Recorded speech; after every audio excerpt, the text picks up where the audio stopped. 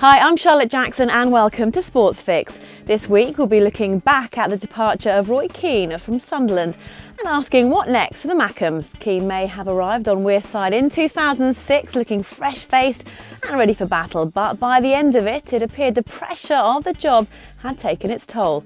After a poor run of form that left the club in the relegation zone, it appears Keane no longer had the desire to turn the situation around.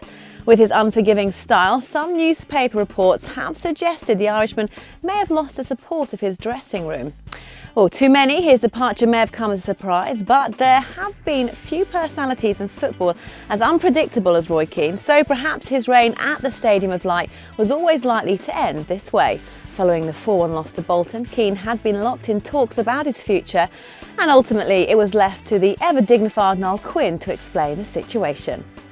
I guess in the circumstances, I suppose, having sort of slipped in the last few weeks, Roy, as he says himself, is his harshest critic. He just felt that he'd completed his journey here, and he didn't want to get it unstuck any further and find ourselves in a deeper, darker territory. I mean, that's the measure of the guy. It's funny, in situations like this, I'm sure 9 times out of 10 the chairman is saying how the manager was trying to keep his job. It was the other way around here.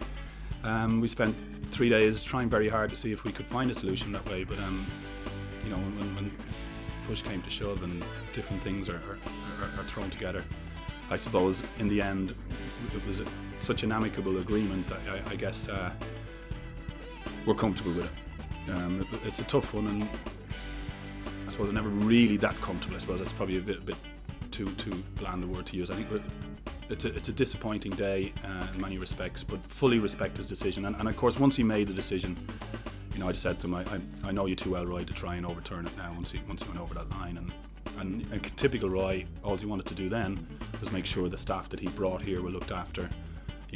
Talking about the fans. He never once, through all this, spoke about himself or about a settlement or anything like that. I mean, it's just the class of the guy, So how will Roy Keane's reign at Sunderland be remembered? There seems little doubt that he's left the club in a better position than when he arrived. After relegation in 2006, the points total just 15, Keane arrived with a determination to turn the club's fortunes around. Sunderland, obviously, big club, beautiful stadium, good fan base, and I thought, why not? Why not?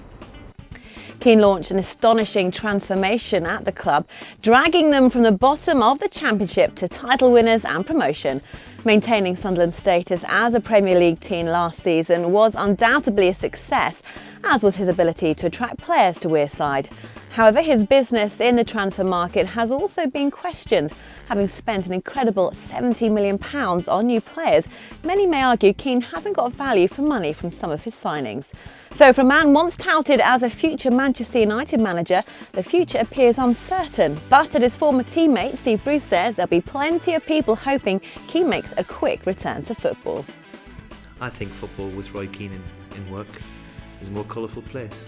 I've always enjoyed his company. I've enjoyed playing alongside him. I regard him as a decent mate who must have thought that the time was right. But what about the future for Sunderland? They now begin their search for a new manager, with Sam Allardyce, the main man, being linked with the job.